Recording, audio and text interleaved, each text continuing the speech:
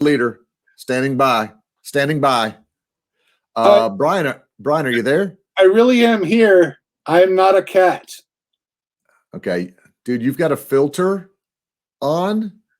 It looks like my daughter put this on. I don't know, Your Honor. I don't know how to get this off. Yeah.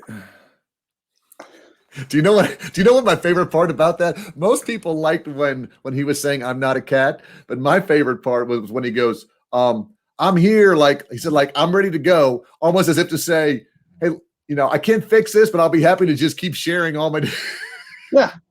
I'm here, I'm ready to argue this position. I'll be happy to argue. Just ignore the fact that my favorite part is when the guy says, I'm here, I'm not a cat, and the judge says, I'm aware of that. I could see that. Yeah, it's possible that some of you watching right now have not seen that. And that's what's frustrating to me a little bit when it comes to social media and how fast things come out. Like if you're not on this train in 24 to 48 hours, it'll pass you by. And then in like 2 weeks, you'll go, look at the funny thing I found about a cat. And everybody's like, seriously? So that's like me when you were doing the whole TikTok and the whole Fleetwood Mac thing. And I'm like, oh, look at this nutty thing. And you're like, yeah, from like 6 weeks ago. Yeah. Yeah. I didn't see it either.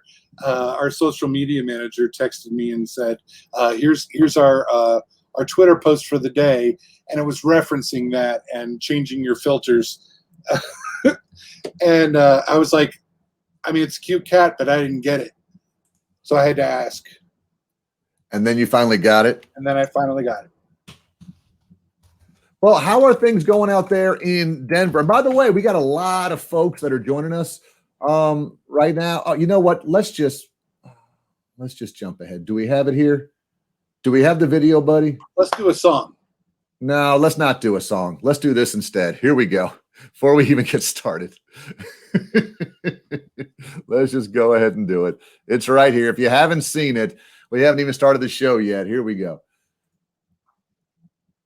Mr. Ponton, I believe you have a filter turned on in the video settings. You might want to take a look. Can you hear me, Judge? I can hear you. I think it's a filter. It is, and I don't know how to remove it. Oh, what happened? Oh, hold on. I've got my assistant here. She's trying to, but I'm prepared to go forward with it. You're live. I'm not a cat. I can see that. I think if you click the up arrow next to this. Oh my word. That to me, I mean, your favorite is right. Your favorite is I can see that. My favorite is I'm ready to move forward. Let's just continue as if nothing is happening at all. So, oh, mercy. All right. Well, let's go ahead and get our theme song going. And that got us off on a good thing. Again, go to your comments, everybody. If you're watching us live on Facebook or LinkedIn, Leadership and Laughs with Pete and Brian. Where are you watching from? Tell us something good.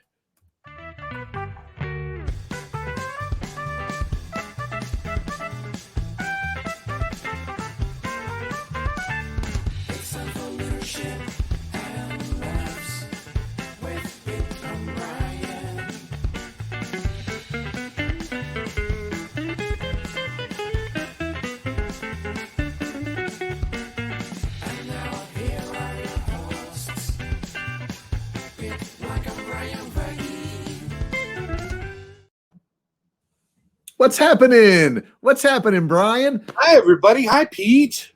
It's good to see you, my friend.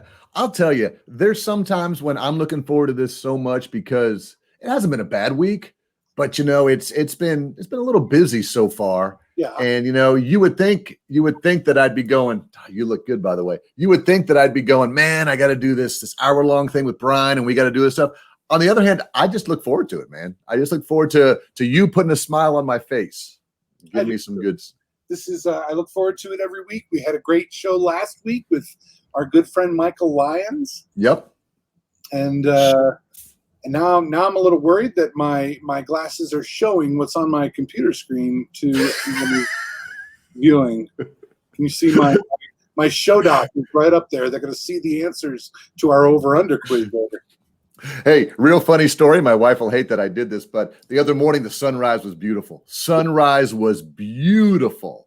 And so we're in our bathroom, and she takes a picture out the bathroom window as the sun's coming up. And she was going to post it and say, "Great sunrise." She didn't. She got home and goes, "It's a good thing I didn't post that." And she goes, "Why?" I go, "Why?" She goes, "Zoom in." And as you make it as big as you can see the reflection of her naked body in the picture. And I, of course, said, "Send me that picture." Yeah. And so she deleted it right away. But it was a beautiful sunset that no one will ever see. So let's see who we got. Hey, we got our good friend Mandy Jones Logan. She's an educator here in Alabama. That's awesome. Glad to have her. There's my smoking hot wife, an advocate. I like that. Little play on words. So real quick weather update, buddy. What's happening in Denver? Denver, we're in the 20s today. It's been kind of overcast all day, and we're expecting some flurries tonight. To be honest, this has been a really warm winter for us, and we kind of need the snow, especially up in the mountains. Yeah, I know the Northeast would disagree with you right now because they're probably getting hammered, but we're so glad y'all are with us. If you're watching with us live, we want this to be interactive. So type your comments into Facebook Live or into LinkedIn Live. And again, we'll be sure to comment and react to those. If you're listening to our podcast, thanks so much. We're going to go ahead and explain some of the photos and things we have up, but you'll still get the gist on the podcast and have a good time with everything. So again, glad everybody's with us. Let's have a good show tonight, buddy. And how about some good news to get us started? Let me see if I can find your opening theme song here. So hang tight, and here we go.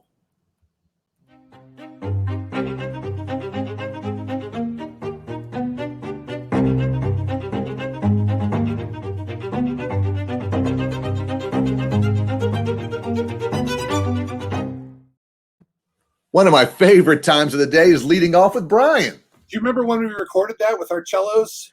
Dude, I had a bass, but you turn it on its end. Cello. Oh, what's up?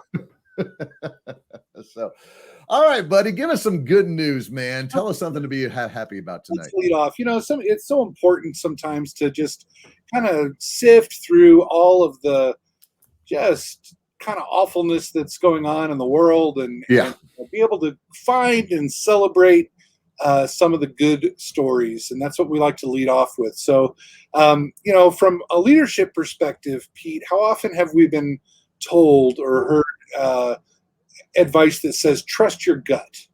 Yes. Trust your gut. You learned that a lot in the movie, The Sixth Sense. I believe you learned that a lot at Pizza Hut. There's lots of places you learn to trust your gut. Yes. 6 stents, like heart surgery. 6 after Pizza Hut, you get 6 stents. Hey, give yourself a bell. Solid. All right. So we want to meet first. We're going to meet Shonda Lemon. Shonda is a mail carrier in Chicago, and she's here on the left. If you're watching us live, she recently noticed that a senior citizen on her route hadn't picked up her mail in a few days, and her gut told her something was wrong. Now, Shonda knows this or had this feeling because she's always had a soft spot for some of the elderly and folks on her mail route. Yeah, and she often greeted Helen Iwanaski, who's 89, and we see her here on the right, during her day. And the two, got to know each other just in that couple of minutes that Shonda delivers the mail. Shonda had taken to wrapping all of Helen's mail in a rubber band to make it easier for her to grab at her age. Yeah. And Helen would sometimes attach candy to her outgoing mail to thank Shonda for her work. And this little relationship went on for a long time. They weren't like great friends, but people who come in and out of your life that, they're good to each other. And yes, one day she noticed Helen's absence. She noticed that she hadn't picked up her mail in a few days. And so Shonda called the police and asked them to stop by and do a well-being check. And everyone's glad she did, because when police entered the house, they found poor Helen here on the floor where she had fallen and been unable to move for several days. And, luckily after a hospital stay, Helen's now on the mend, and her family says that she calls Shonda her angel. No, there's no doubt. Yeah. I think there's a good, leadership lesson here, just life lesson. Right. Person you meet and come into contact with has the potential to be an intricate part of your life, and you never know how important they may turn out to be. And so we all need to look out for one another. And there's also, and I put here, USPS. You talk about an agency just getting a bad rap right now is the Postal Service, and they're behind, and problem with the budgets and all this. And we tend to forget there's individual people working there who probably have hearts of gold and callings and things like that. So you're exactly right. Just the fact that she didn't just say, I have no idea what's going on. They hadn't gotten her mail in 2 weeks. True guardian angel there. Sidebar question for you.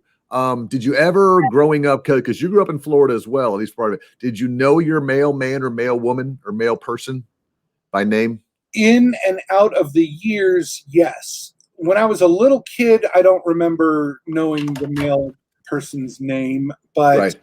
What I found is, my wife and I have been together for more than 20, 30 years. Yeah. And all of a sudden I couldn't do the quick math. It's okay. I'll tell you later.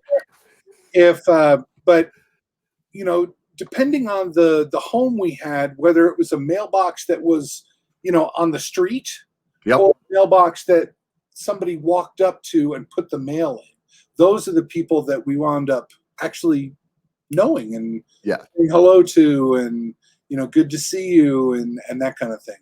Oh, it's a whole different culture in Alabama than in Florida. Because in Florida, when I grew up, we had the mailbox that was right next to the front door, and all of the neighbors did. So Ron would park his car at the end of the street, load up his satchel, walk up one side, down the other. And of course, in Florida, we had screen doors, and the screen doors were open. So a lot of times, if you saw my mom, you say, Charlene, here's your, and this and that. And he always got presents, and he gave us presents and all. I mean, you really knew. I mean, again, not to make us old fogies or anything, but you really knew, had connections with people. When I moved to Alabama and all the mailboxes are on the street, someone's just dropping it in, you just don't have that relationship. So good for her. Where we live now, it's actually a community. We have single family homes, but all the mailboxes are sort of together in one area. Almost, it feels like it was when we were in college. Yeah. Like you go to a box with a key, and so I never see our mail carrier now. Yeah, it's a lot different. Yep, Todd, we got the Gator helmet. Pops gave us that last week, and he's excited that you're going with no hat, that you've got the whole clean look tonight, buddy. What happened? I shaved it today, and I forgot to grab a hat. So it's a little funny. Hope that's not fine for anybody. I think we're both okay, man. All right, story number 2. What do you got for me? So this one goes to leadership decision making. All right. We recently had a group of healthcare workers in southwestern Oregon who were returning home from a mass vaccination clinic that they were running, and ran into a terrific snowstorm. And about 20 members of that group of healthcare workers got stranded in the snowstorm. So, here's the first picture here.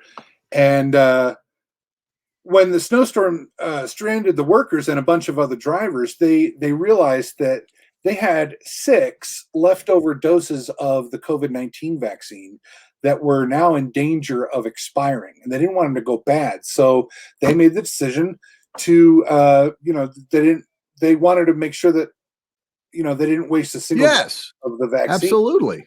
And so to keep them from going to waste, the workers went from car to car in the backup, offering doses up for free. So imagine you're stuck in a snowstorm and somebody approaches your door and they knock on the window and they say, hey, terrible weather we're having. Would you like a COVID vaccine? Hey, I see you're pulled over. Which now, what would have been cool is if they were wearing trench coats and we're like, "Hey, real quick, would you like a would you like a vaccine?" But I mean, that's creative thinking, that's smart thinking, that's critical thinking, that's that's just smart. That's It's just smart. it's making a decision not to waste. It's efficiency, right? In Yeah, yeah, courtesy, show, and efficiency, this would go to both courtesy and safety and efficiency, probably. right. All the doses wound up getting used, and they also happen to have an ambulance standing by just in case anybody had an adverse reaction to the vaccine. That's awesome. That's awesome. I love that. I love people who are thinking like leaders and doing that. So let's go to your chat box, everybody. Here's the next one from Brian. And I want you to tell me what this story's about. Brian, I made this. Let the chips fall where they may. Let the chips fall where they may. Into a blanket.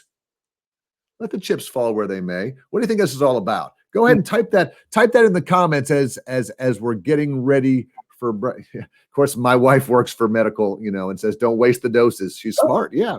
There's no sense in that.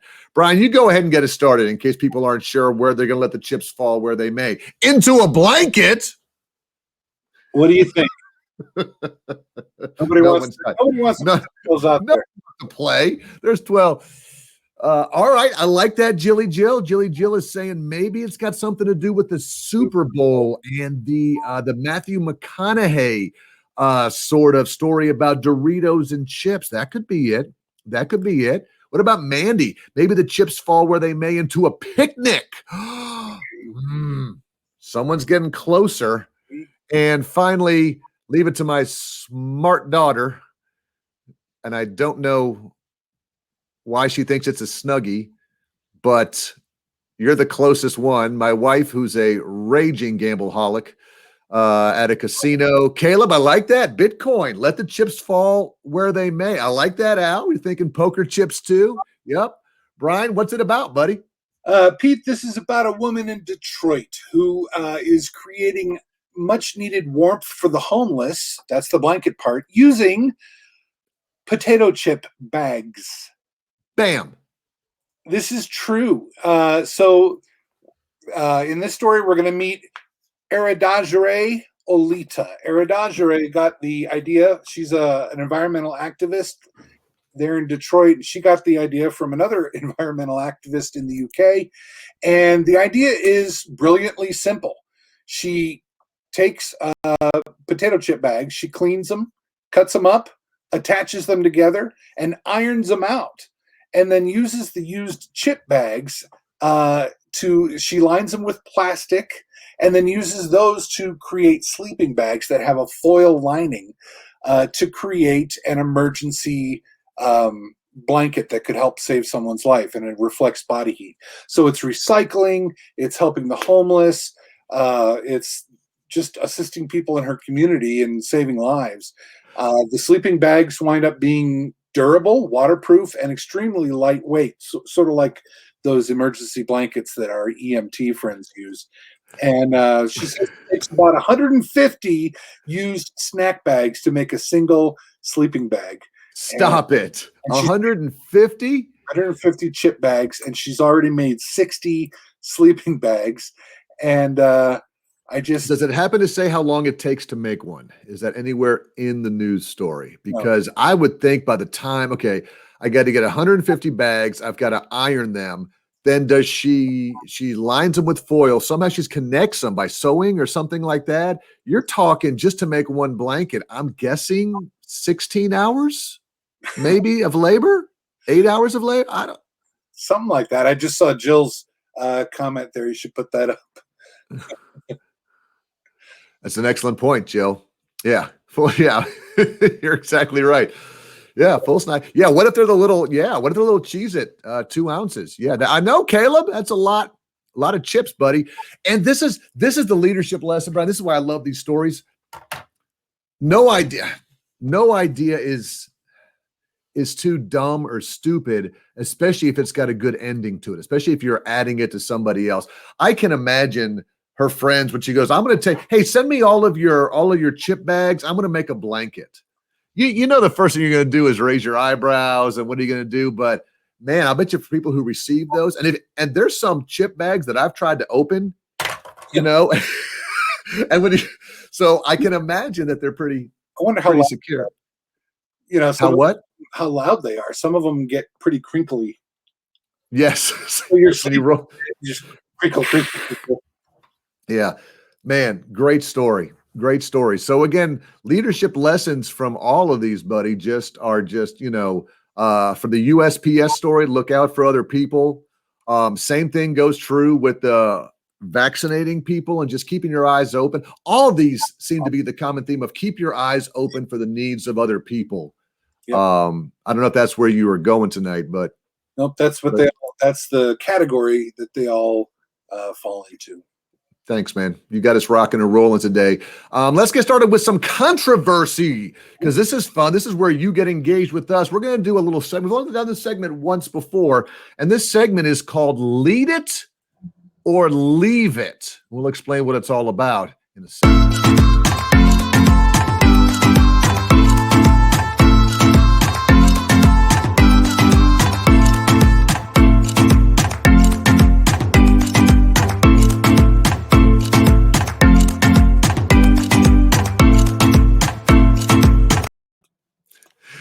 I'm not sure why the guy, I guess the lesson is the guy dies because he falls off and is carrying a sign, but this is called Lead It or Leave It. I want you to play along in the comments with us, or if you're listening on the recording, just play along in your car. And what I want you to do is start thinking as a leader.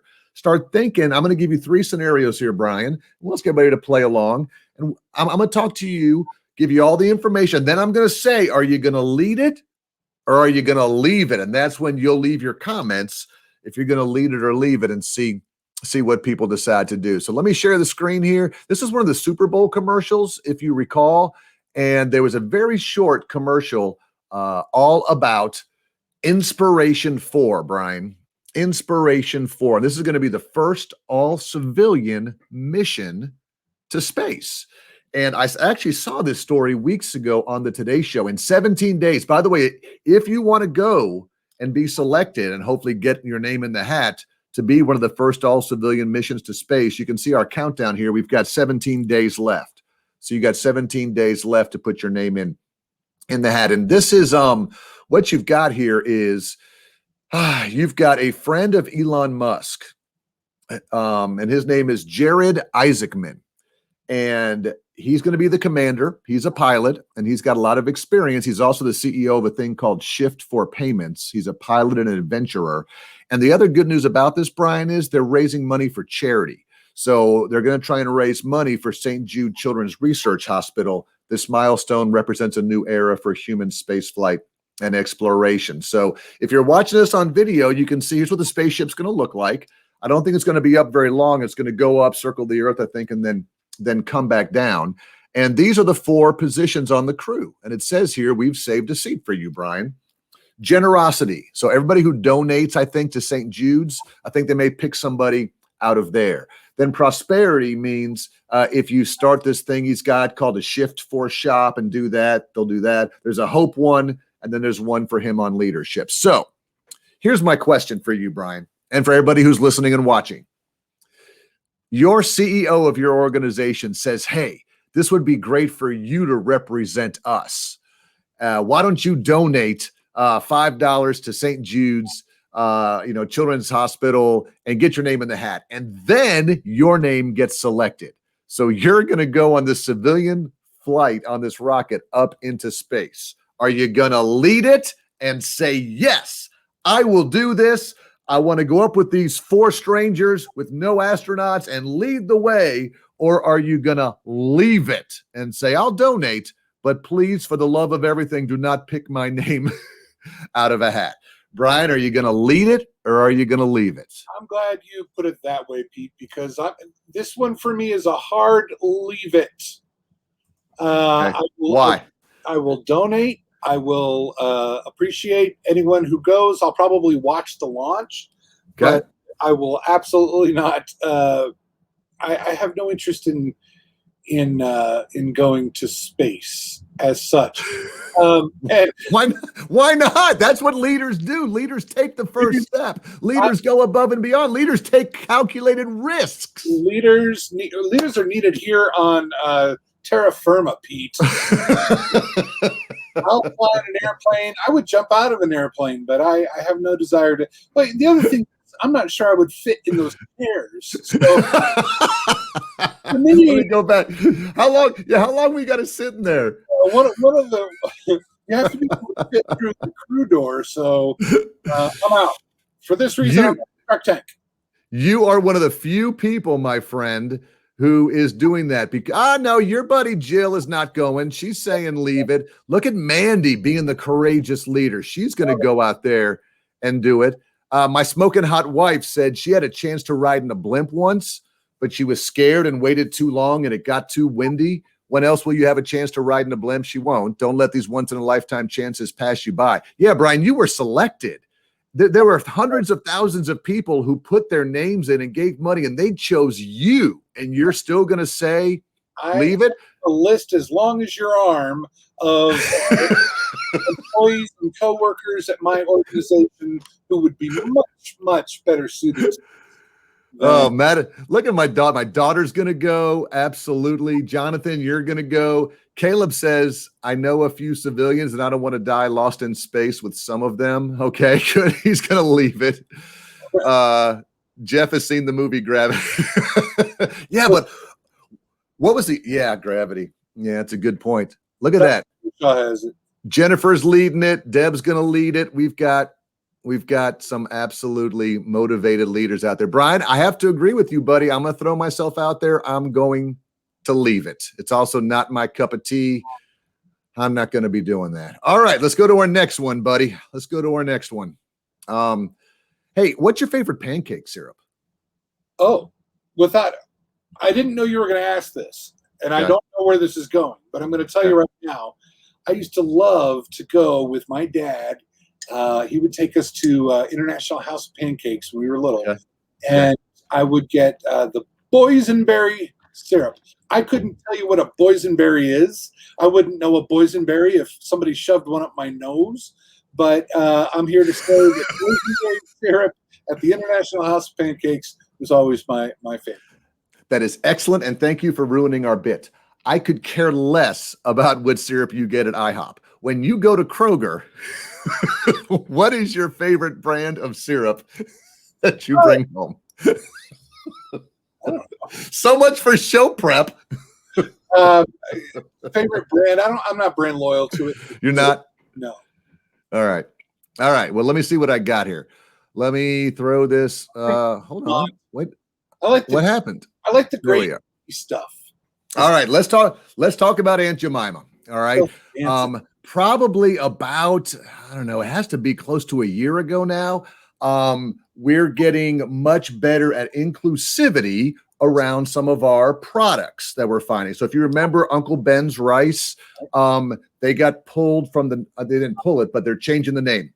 Aunt Jemima, of course, again, depending on how you view, some people thought it was fine. Some people thought it was racist. Some people thought it was inappropriate. So again, let's just pull it, which again is, I think we should do that. I think we should be very inclusive in what we're doing again in the year 2020. It's 2021, a lot different than it was years and years ago. But Brian, have you seen the news story on what they have decided to name the new Aunt Jemima syrup? Yes, I have. And it is what? It's called, it's after what they first, something Mill Pond or something Mill. Pearl Milling Company. That's it. Pearl Milling Company. So you can imagine that Twitter has had an absolute field day. Let me read some of the tweets with this. Anyone feel like the new Aunt Jemima syrup will just taste worse because of the name change? Pearl Milling Company is a bad name for pancake. By the way, hashtag not a sponsor before we keep going. It doesn't sound like something edible. I think it sounds like a gravel mining company. Yeah. Aunt Jemima was very problematic, says Jim Maxwell, but Pearl Milling Company sounds like something undelicious that needs to be cleaned off the factory floor. Yes. So it's just, and then someone else here, Jenny says, the problem with Aunt Jemima changing to Pearl Milling Company is the branding is so ingrained that I can still see the old logo. Even with that, look at this guy. It sounds like the name of an obscure yet highly influential late 60s, early 70s band that played rock and funk with a jazz influence. That's oddly specific. How about this person? I'm not going to write the words Pearl Milling Company on my grocery list. Yeah, I'm not going to do that. And then if you can't see this, someone put Dunder Mifflin Syrup, Dunder Mifflin Syrup Company on there. So leaders, let me ask you this today. The new name is Pearl. What is it? Pearl Milling Company. Are you going to lead it? Are you going to take it? That's what they've decided. You work for this company, and this is what we're doing. We've agreed. This explains the country or the building that we used to have. Knock this forward, or are you going to leave it and go, if I work for this company, I would go to the CEO and people and say, this is not good. Yeah. We made a bad decision. Are you going to lead it and say Pearl Milling it is, or are you going to leave it behind? Yeah, it's again, I'm all about changing, yes, but we still need to, there's lots of creative people out there, Pete, and somebody could have come up with a better name than that. My understanding is Pearl Milling Company is part of their company's heritage, that that's actually what it was called before they invented Aunt Jemima syrup. Correct. And, but still, that's a swing and a miss from a marketing standpoint. Yeah, I mean, I understand the history behind it. I have a hard time getting the words out of my mouth. Pearl Milling Company. So let's see who my Jill says no. That was to she booed us. Then she qualified. That's to the new name. Caleb, the hand over the face. Sherry's leaving it. She doesn't like it. Mandy's leaving it. Madison's leaving it. Caleb's also going to Mrs. Butterworth's. Again, if the taste is the same, I've always loved Aunt Jemima, but I just don't understand from a leadership perspective, Brian. I understand the historical data and all that, and this is, but yeah, I'm just not a fan. And again, if we're going with our small group here, no one here is liking it either. All right, let's do one more, buddy. Love it or leave it. 9 to 5. Who sang that? It's Dolly Parton. Hit it, Dolly. Working. Hear my falsetto. Working 9 to 5. All right. Salesforce. The Salesforce organization says that the 9 to 5 workday is going away. And as you and I and other organizations get into this concept of remote work and all that, is the idea of going to the office 9 to 5 dead. Now, I know I've got a lot of friends and watchers and listeners, Brian, who are police, who are fire. So a lot of them are going to look at this story and go, the idea of the 24-hour firehouse will never go away. We've never been 9 to 5 to begin with. Some manufacturing and factory workers will also say this doesn't really apply to us. But they are of the mindset that as we get through this pandemic, and let me go ahead and scroll down and read, they said there's going to be 3 types of employees. One is going to be a flex employee. When it's safe to return to the office, employees around the globe will flex. They'll be in the office 1 to 3 days per week for team collaboration, customer meetings, and presentations. The rest of the time, they'll work from home. You'll have fully remote employees who don't live near an office and don't require an office, remotely full-time. And then you'll have some office-based. The smallest population of the workforce will work from an office location 4 to 5 days per week if they're in roles that require it. And there's a lot of organizations that are going to this. But their point is that this whole concept of 9 to 5, our whole workforce beginning this year and going next year is going to look 100% different. They say that the 9 to 5 workday is dead. So let me ask you this, Brian. Do you lead it and say, I'm on this train, 9 to 5 is dead, remote and flex and all that? That's leading to the future and the new style of workforce. Or do you leave it and go, we must have people in the office. We must have people come in. You must have face-to-face contact. This is not going to last very long. Lead it or leave it, Brian? I'm going to lead it. I like it. But I should say, don't think ever in my career did I ever work 9 to 5. It was always 8 to 5. I don't know. I was Yeah. the exception to the 9 to 5 song Yeah. because my butt had to be in my chair at 8 o'clock, not 9. Amen. Yeah. Yeah.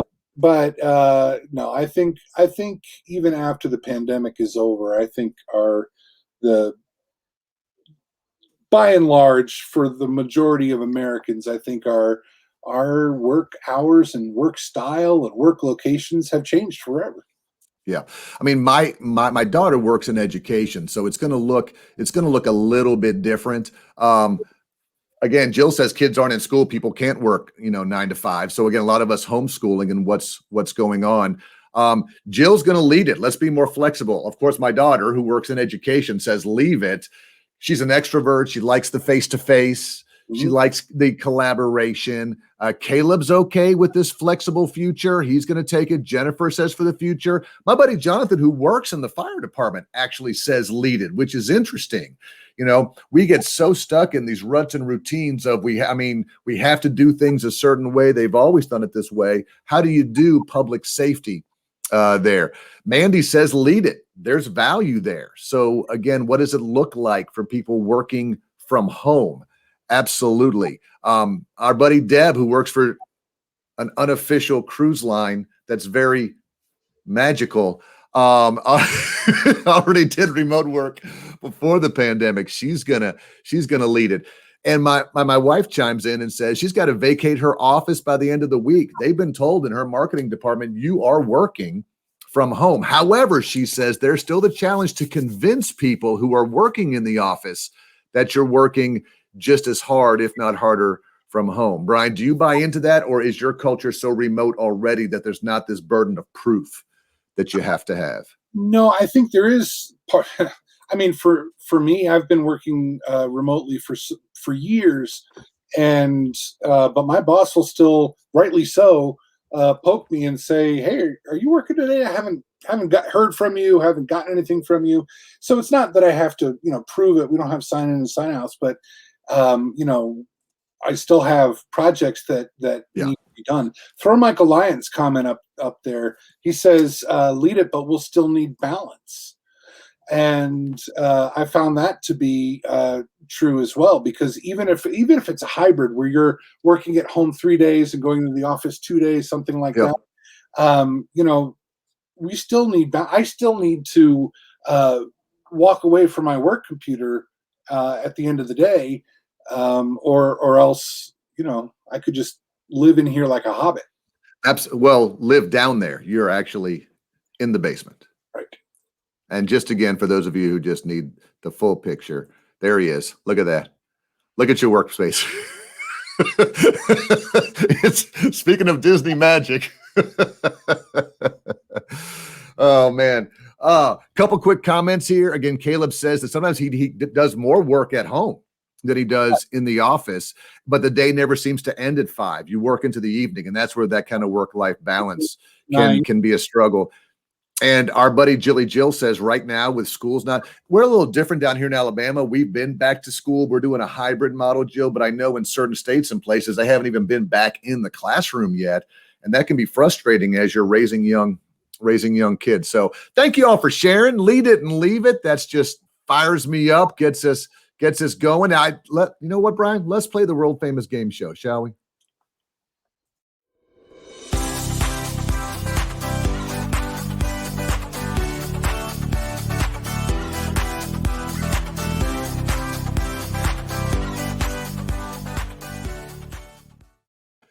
It is the world famous only live leadership statistics game show that you won't find on Buzzer or Friendly or the Game Show Network, only here on Leadership and Laughs. Give yourself a bell, Brian. It's over and under. This is what you're competing for, everybody. The adulation. This is no digital sound effect. This is a real death bell. Solid work. That's the winner right there. So, I'll just explain in case we have anybody watching who hasn't seen this before or playing along in their car. Here's how it's going to work.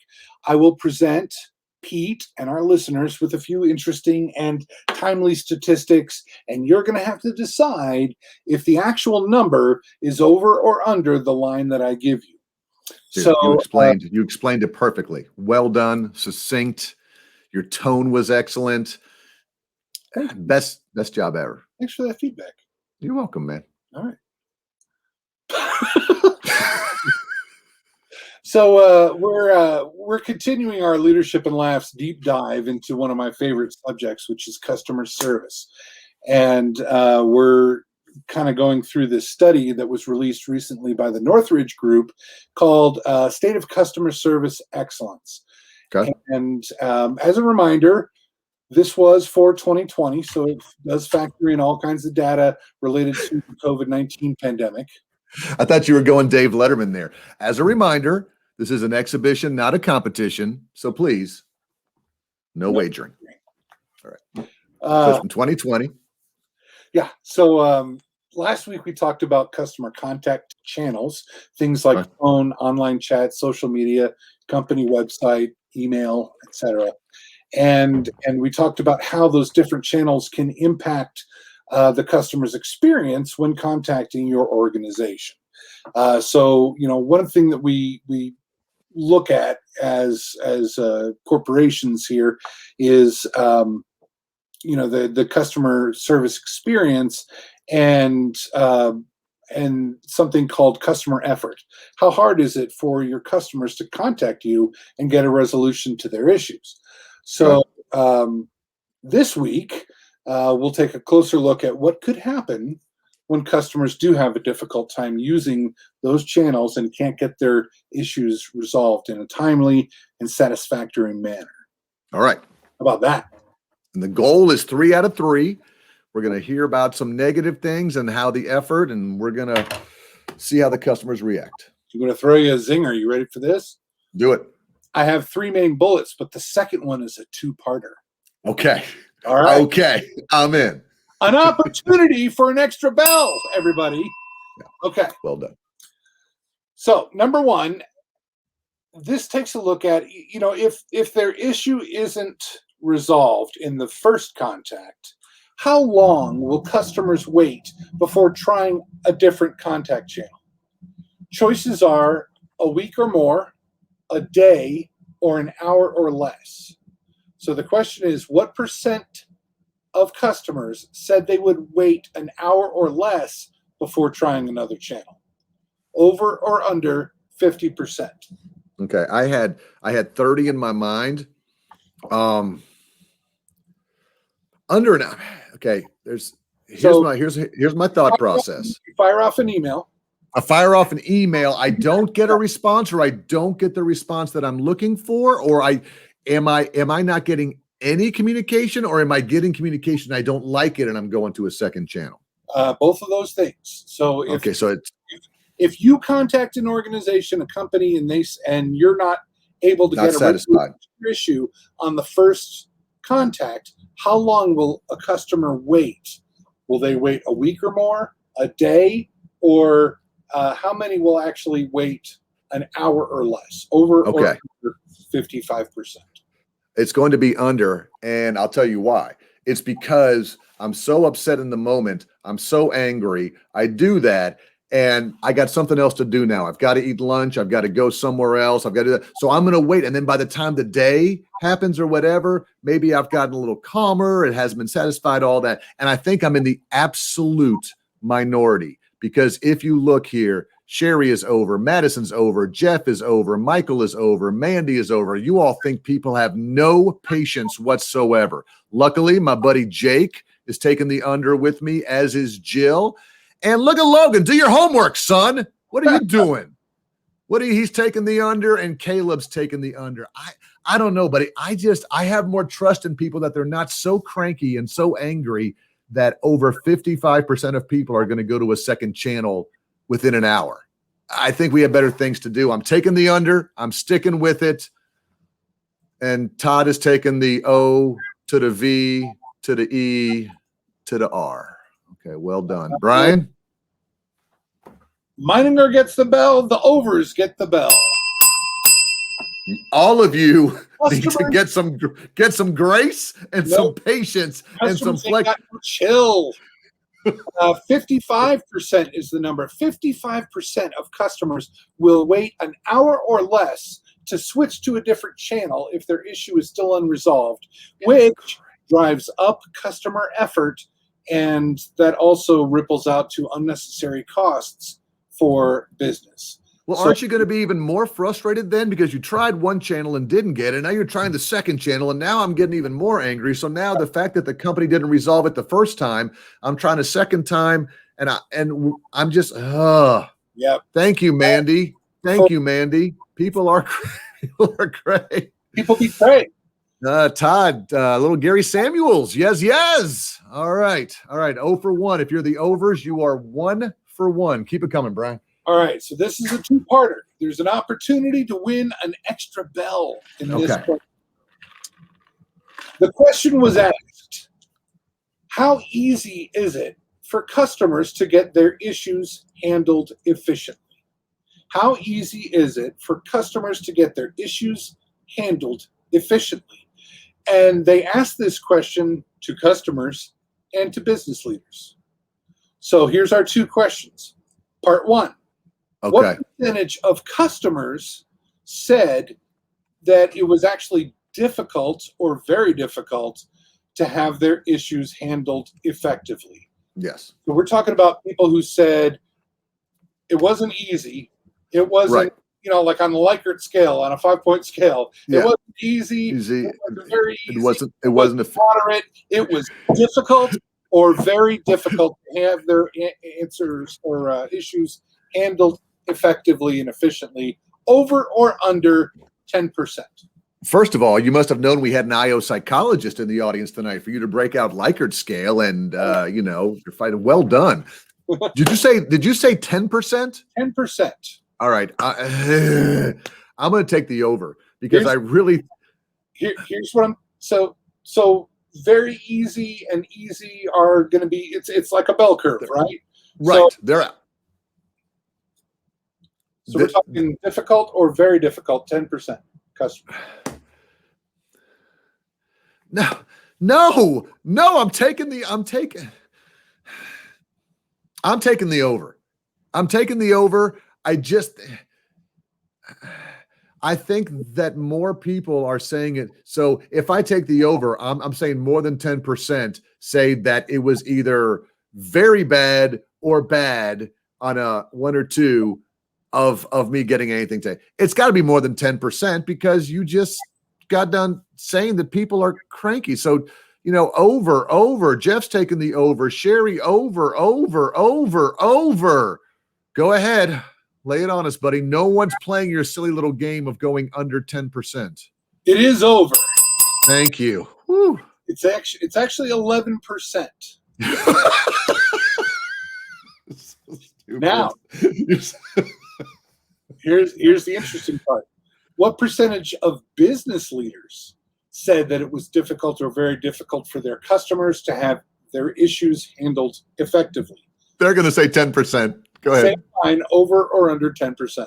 They're going to say business owners think that their things are awesome. They are fantastic. So I'm taking the under there. I'm taking under 10%. There's no, my people are great. They know what they're doing. They're, we have the best systems ever here. Yep, absolutely. I'm taking the under. However, some people are going with the odds. Jill's saying even business owners can't be that obtuse. Name the movie. Did you call me obtuse? Are you obtuse? How can you be so obtuse? Come on, name the movie, Brian. You got me. Dude, obtuse. I know what obtuse means, but you're calling me obtuse. How can you be so obtuse? Oh, wait. How about 2 weeks down here in solitary? Or am I being too obtuse? Is that Ghostbusters? Shawshank Redemption, man. All right. Sorry, buddy. All right. So I got to tell you, I forgot where we left off, but Jill, you said over. Michael said over. Mandy's taking the under with us. Sherry thinks that all the managers are self-serving. Also, Jonathan's going under. Al's going under. Thank you, Jeff. Give him a bell, please. Appreciate that. Oh, Al, double bell. All right. Talk to us, Bri. This one is, Pete, you hit it right on the head. You get the bell. It's under only 3%. 3%. That's why. That's why there's a disconnect between management. Yeah. That it was so low for the customers, because I also agree that, people complain a lot, but this isn't really this isn't an issue resolution survey. This is part of a larger survey. 11% of customers said it was difficult or very difficult to have their issues handled effectively. But then you go to the business leaders, only 3%. Businesses believe that they're making it easier to resolve issues than the customer feedback suggests. Yeah, dude, we've got a phone line, and we have an email address, and we have a little bot that pops up. I mean, we got everything. And if they're not training their people on what, and again, you can put all the technology in place for customer concerns and customer complaints and all that. My buddy Bart, who's not on here tonight, I don't know if you are or not, Bart, but he used to work. This is pre-internet. He worked in a department called guest letters at Walt Disney World. Yeah. And this was not a P.O. Box 10,000 place.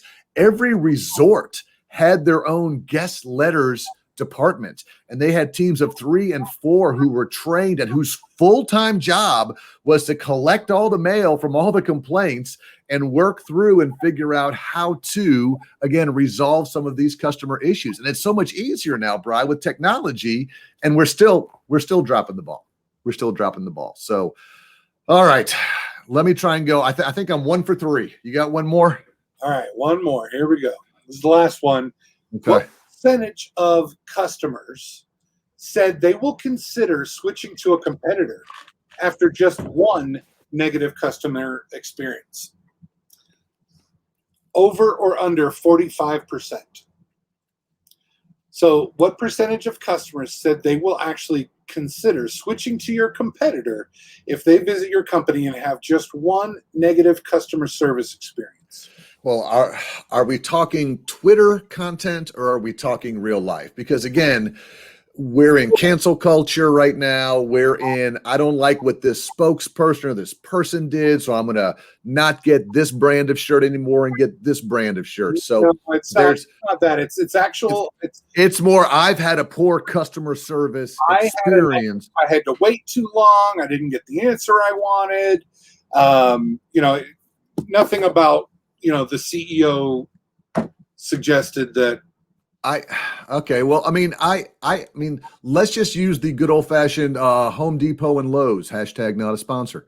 If I go into one of those and I have a bad experience and someone says, I'm not taking this back, or we don't have time for you, or is rude or whatever, then I'll go to the other one and probably keep going to the other one till I get the bad service there, and then go back to the other one. So I think it's going to be over. I think that's just who we are. So Jill is over, Michael's over, Jake is over, Mandy's over, Madison's over, Jeff is way over, Al is over, and Todd is going to triple down on over. We got 1 or 2 unders. Jonathan trusts people to give him a second or third chance, but I think he's wrong. Am I right, Brian? You're right. He's wrong. It's way over. I set the line at 45% thinking that I might be able to trick somebody.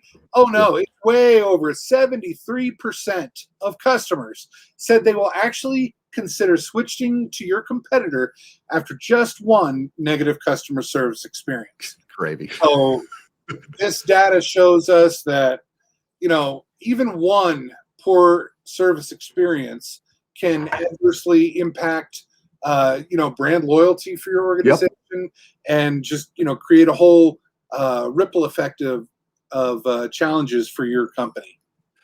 And we all need to do a much better job at this. Again, there is no more customer service department. Oh, contact customer service. Contact, at Disney, it was always, well, go see guest relations or go see guest services. It's just not that way anymore. As a consumer, my issue is you are representing the company right in front of me right now, whether it's your department or not. And you can just hear in some of these stats that people just don't have the time or energy to get into it. And if they don't get what they're looking for, they're going to make that switch really quickly. Right. Now all of my government friends who again kind of come on here as well, this is a little troublesome for us because we sort of have a monopoly. Like if you call out city A's fire department and they come out and they're rude and they don't give you good service and they weren't nice, you can't say, well, next time I'm calling city B. Yeah. Or city C. That doesn't happen. So there has to be some other type of incentive, some type of internal motivation to provide that. You have to train your employees that if we give bad service, it could affect everything from tax values to property values to school systems to things like this, which means there's not enough money for salaries and for expansion and all this. So a lot of us in government who live in this idea of, well, we're a monopoly, they have to work with us, they have no other choice. People can move, people can transfer, people can change counties. And Michael, again, going back to his movie reference, many people are Veruca salt. Yeah. Daddy, I want it. now. I want it now. So nice job, buddy. Nice job. All right, let's finish up strong with the Daily Disney. Here we go.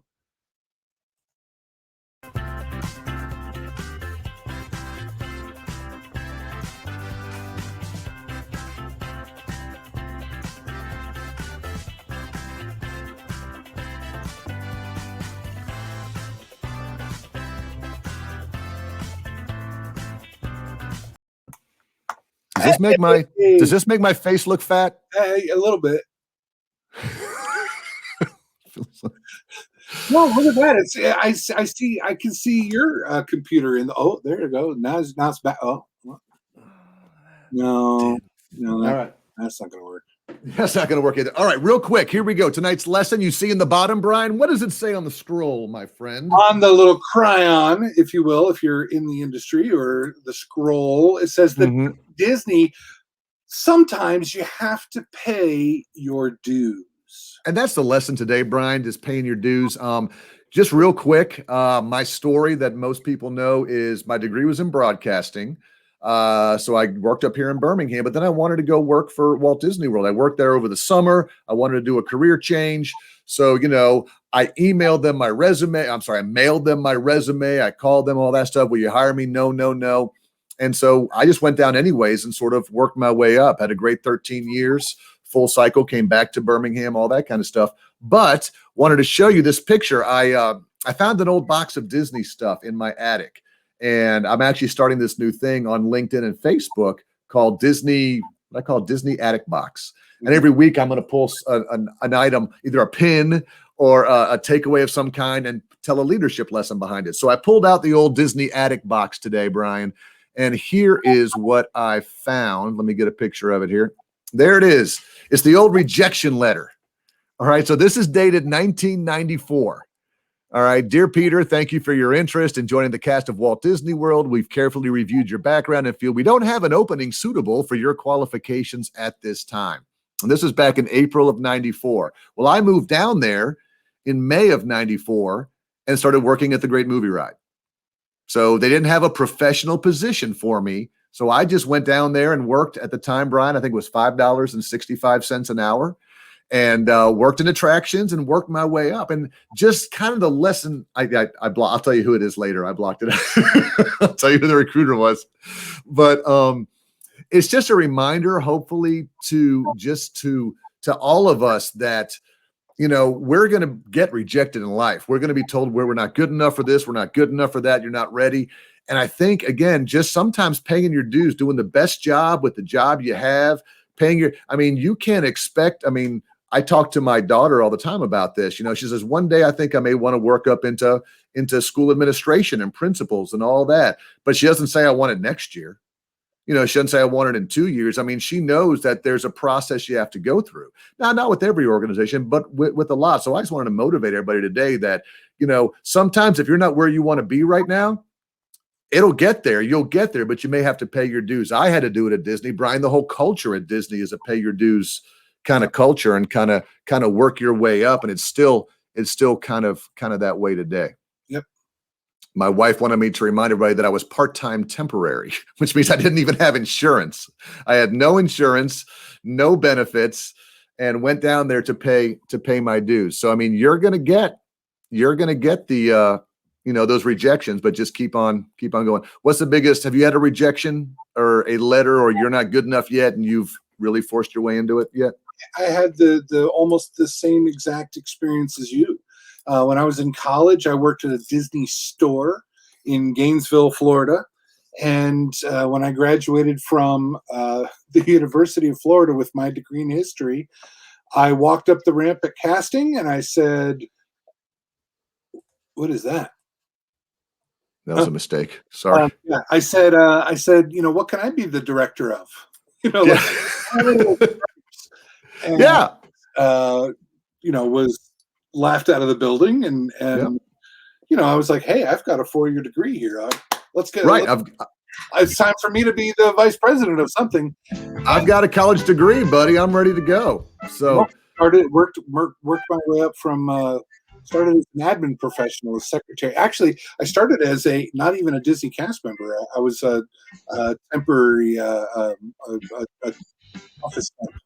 Yeah, you're exactly right. Yeah, you were. Can you hear that audio, the music in the background? That's nice. Let's put our courtesy up there. Great show tonight, everybody. So we learned about customer service. We learned about some good things from Brian. We talked lead it or leave it. And finally, pay your dues if you have to. Don't get discouraged. Great things can happen for you by paying your dues. So thanks, everybody. We had a great show tonight. We had a lot of people part of it tonight, Brian. Wasn't that awesome? Who was here tonight, Pete? Everybody. Hey, by the way, my buddy Jeff says, shout out to my wife's employer. UAB is #1 ranked employer in U.S. by Forbes. And Disney is 180. That's funny. Go Blazers. Go Blazers. Thank Caleb. Thank you, Michael. Thank you, Jill. Thank you, Mandy. Thank you, Jay. Thanks, everybody. Next Wednesday, same time, same station. Deb, you have a great week, too. Bring that ship back safely, okay? All right, buddy. Have a great week, Brian. Love you guys. Go out there and put some good in the world. Amen. Be kind.